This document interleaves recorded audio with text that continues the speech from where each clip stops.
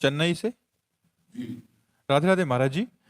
महाराज जी, मैं ये पूछना चाहती हूँ कि सातों जन्म में मुझे जो अभी पति सेम वही मिल सकते हैं? नहीं, वो बहुत प्यार करते हैं महाराज हाँ जी, तो बहुत अच्छे हैं। नहीं मिल सकते। ये गारंटी से हम कह रहा हूं, ये कोई फिल्मी स्टेज थोड़ी है, ऐसा थोड़ी है। ऐसा नहीं हो सकता। हाँ, एक उपाय हो सकता है, यदि आप भगवान की आराधना करें और भगवान से वर मांगे कि जो मेरे पति हैं ये 7 जन्म तक हमारे पति बने, और वो आशीष दे दे, वरदान दे दे, तो ये संभव हो सकता है, अन्यथा नहीं। क्योंकि दोनों के कर्म अलग अलग हैं, एक कर्म नहीं है दोनों का।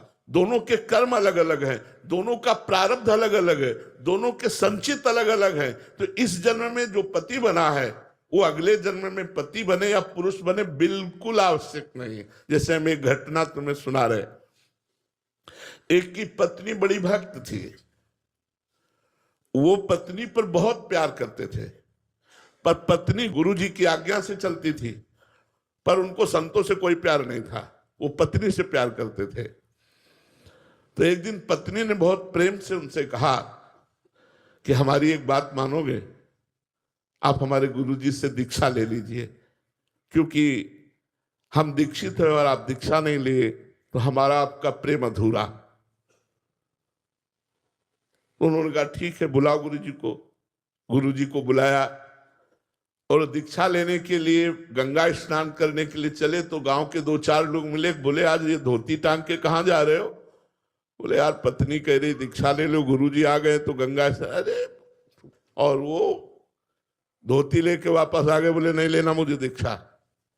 कालांतर में दोनों का शरीर छूटा, तो पति आसक्त होने के कारण उसका मोक्ष नहीं हुआ और वो राजा की राजकुमारी के रूप में जन्मे। ये पूर्व में गीता जी के महत्व में महिमा आती थी, उसमें दृष्टांत आता था, उसका है।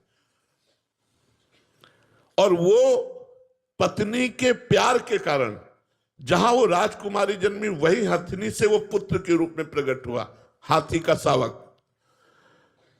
अब जब वो नव युवक अवस्था में हाथी आया और श्रृंगार करके राज सवारी निकली और राजकुमारी सिंहासन पर आरूढ़, तो जे भी उसने देखा तो पूरी स्मृति जागृत हो गई कि ये तो मेरी पत्नी थी।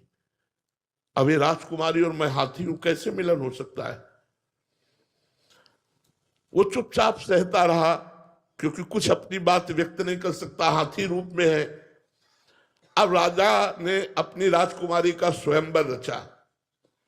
जे ही स्वयंवर की घोषणा हुई तो उसने खाना पीना सब छोड़ दिया, और बहुत ही सुशोभित हाथी के रूप में था।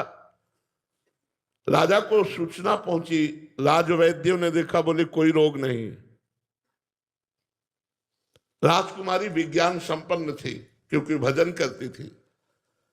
उसने कहा इसकी औषधि मेरे को पता है, मुझे एक बार इसके समीप जाने दो। नजदीक गई और कान में कहा था गुरुदेव को वरण कर लो। नहीं वरण किया ना तो हाथी की योनि को प्राप्त हुए। सकुचाओ मत, तुम्हारे गले में जयमाला डालूंगी। सकुचाओ मत, स्वयंवर में तुम शोभा के लिए खड़े किए जाओगे और मैं तुम्हारे ही गले में माला डालूंगी, और इस जन्म में इतना भजन करूंगी कि आगे जन्म में हम फिर दोनों मिलेंगे। उसने ऐसा ही किया, भजन के प्रभाव से अपने पति को हाथी की योनि से मुक्त करके अगला जन्म फिर मनुष्य का हुआ। फिर ये तप और भजन से, भगवान के वरदान से संभव है, ना कि अपने प्रारब्ध से। प्रारब्ध से संभव नहीं है।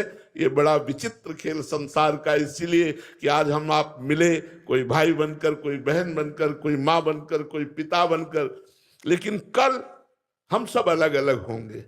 अच्छा, पीछे की योनि में आप क्या थी, आपको क्या पता? पीछे भी तो आपका परिवार रहा होगा, भले किसी योनि में हो, लेकिन आज पता है क्या? तो अगली योनि में पता नहीं चलेगा। ये तो गाने की बात अलग है, लेकिन रियल में ये बात रही है कि हम जिसको पत्नी माना वो 7 जन्म तक पत्नी बने, जिसको हमने पति माना वो 7 जन्म तक पत्नी। तुम्हारे जी दोनों आपसे दीक्षा ले लें।